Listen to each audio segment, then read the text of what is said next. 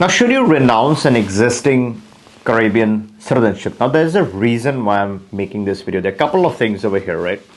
Apart from all the Western principles that have been enforced by Western governments, including auditing, tracking, monitoring. Now, these aren't direct, but indirectly, obviously, they're watching.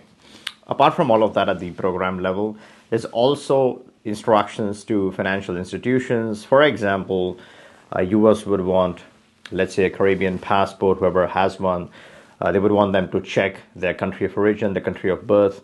So gone are the days of any of the tricks that one would think that they would play using these passports. There's a lot of stuff, even individually at the FI levels. And that's just US. You have a set of other instructions from various entities around the globe. So apart from the program level, there's also individual tracking at institutional levels. The point over here is not whether someone is doing right or wrong. Obviously, don't be foolish to do wrong or illegal stuff. You're going to get caught and processed.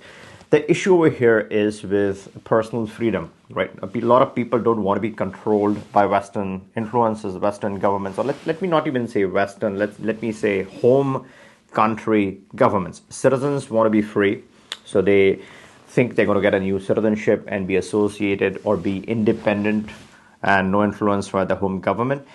So when you obtain one of these citizenships thinking that you're getting that freedom, at the end of the day, if you're still going to be watched and controlled and monitored, or if the expectations are going to be set on your citizenship by the home government, then that's really concerning and it bothers a lot of people. And this really stems from a conversation recently I had with one of my clients. He called and one of the concerns was, hey, I don't feel comfortable. And there's a particular Caribbean citizenship that he has, and I wouldn't want to go into which specific one it is, because my point is not to criticize options. They're options nonetheless. Some people might see some value, and this value changes with time. With the recent way in which things are progressing, I think most of the people within the RCBI industry have started to realize, thankfully, what is happening. And the big question is, should you renounce one of these products?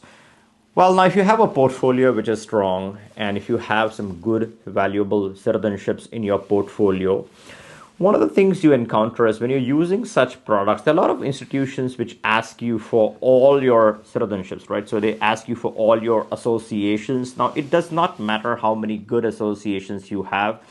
What truly matters is what are the problematic or the concerning associations that you might have.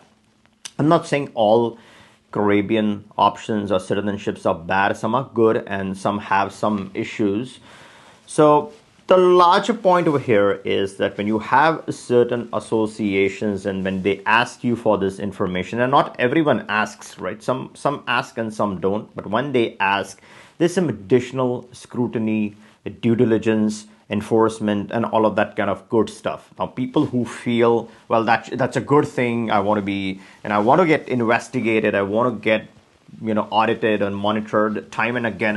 I like proving myself every single time to my home country government or Western forces. Those people have no issues, right? You can continue to get more if you feel like if you want to add the numbers, if you, let's say, some people are crazy passport, it's sort of an addiction. They want more. So if they want to add the numbers, let's say 2 Caribbean, 3 Caribbean, all 5 Caribbeans, good luck to you. This is exactly meant for you.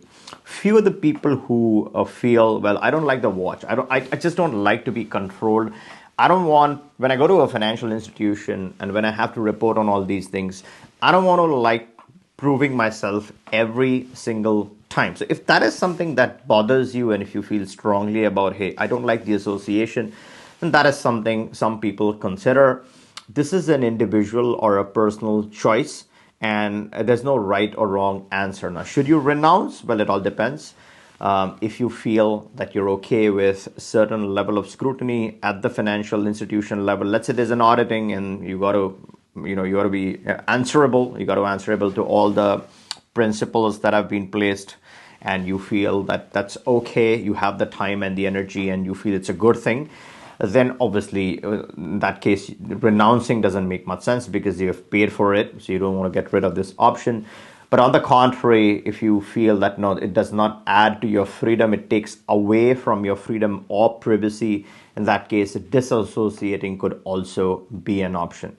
Well, if you let me know your thoughts, your personal thoughts in the comments, that is it a good thing to renounce now, given the situation and given how things are progressing, or you feel it's still a good citizenship to hang on to, and for what reason?